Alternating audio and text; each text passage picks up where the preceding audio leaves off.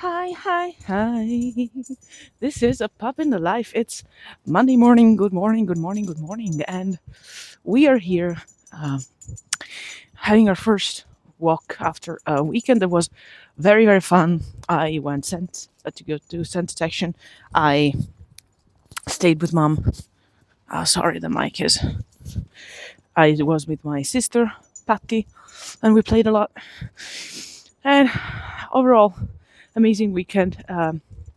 Lots of fun, lots of rest actually. Yesterday was very windy, very rainy, and that's how it goes. So today we are back in business, and we are back in business, and we are. I am sorry, the mic is not cooperating, and we are talking about something that we studied quite a lot this weekend, which is listening. How listening is key to basically everything. And the fact of the matter is that usually people tend to think that the one who speaks a lot is the most secure one and is the most powerful person in the room, while you should be looking at who gets spoken to the most. Because it's the most interesting person in the room. Actually, the most powerful. So there is a nice exercise by Chris Voss that actually tells you look at who is the people who is talked to more in a setting rather than is most his most that most speaks in a setting. The one who most speaks might think they have the power, but who actually holds the power is the one that listens and to whom people speak the most. So the thing is that if we look at that, it's quite something that we can all agree on the fact that it's very important, that it's paramount, that it's key, and whatnot. But I think it's very hard to learn how to listen in a sales setting because you start to think about how you need to take control of the situation and guide guide the prospect towards your own um, your own thing. And Vergolina. And in fact, there's nothing that it's further actually from the truth because if you start thinking about it, you will realize very soon that honestly, if you get talked about it, to a lot, and you're not able to speak your mind freely, you will not be okay with buying things because simply put, you are not gonna have the freakiest and shittiest idea about how this thing can apply to your own world. You're just gonna have lots of information from a person who hasn't gathered any type of info around you. So this is mainly what's behind this reasoning and where we are starting today from.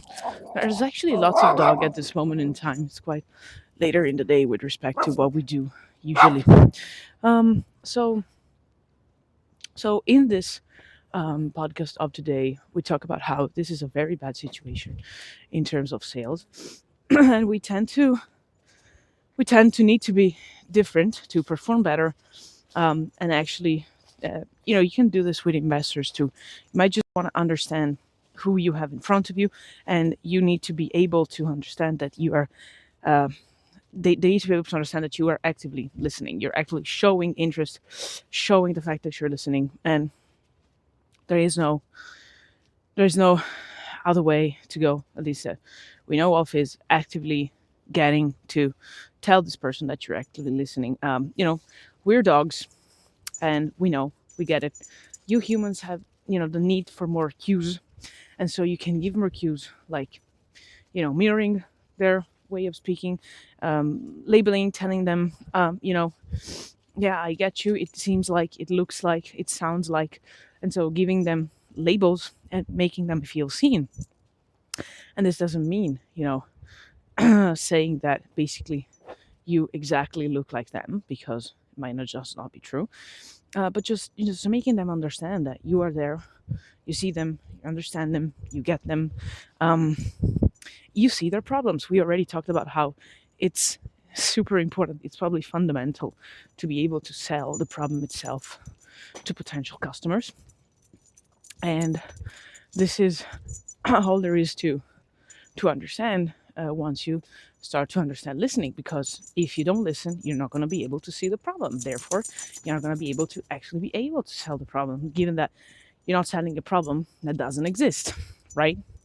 So, yeah, um, this is what mom has been learning and starting to learn this these days, and she is just trying to do her best, applying these skills to everyday life. And it might sound kind of tiring, but the only training is lots and lots of speeches, lots and lots of talks with people, lots and lots of interactions that you cannot really scale. Like, if you think about scaling something for humans, like, it's very hard for us to be scaling type of learning, even though mom is considering narrow feedback just to be able to learn a bit better what's up in the what's going on, let's say, in her mind, and how we can take advantage of that better. But this is might be just for the next podcast, because she has done the data gathering, but she hasn't really got the results yet, because of some issues for the trainer. So this is what we have for today. Anyways, this is what I wanted to share, and this is I wanted to say, like, you don't like somebody who speaks a lot. You tend to like more somebody who actually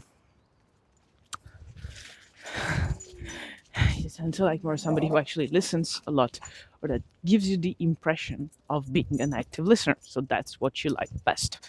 So be able to connect with the person and really listen. Don't just dive right into your pitch, into your sales. Nobody freaking cares. If you don't listen, you're not going to be able to sell. You might just be able to sell, but you're not going to be able to sell in in general. You might be selling once because you're very good at pitching. You might be selling twice, but you're not going to be able to scale that sale technique. Anyways, this is Monday morning. We're trying right now to start our listening day. And we love you. We're sending you lots of kisses, hugs, and a bit of barks, and lots of listens. Make people feel seen. That's what they like. That's what we all like. Come on, not rocket science. So this is all for today, and I will send you kisses, hugs, and a bit of barks. Bye.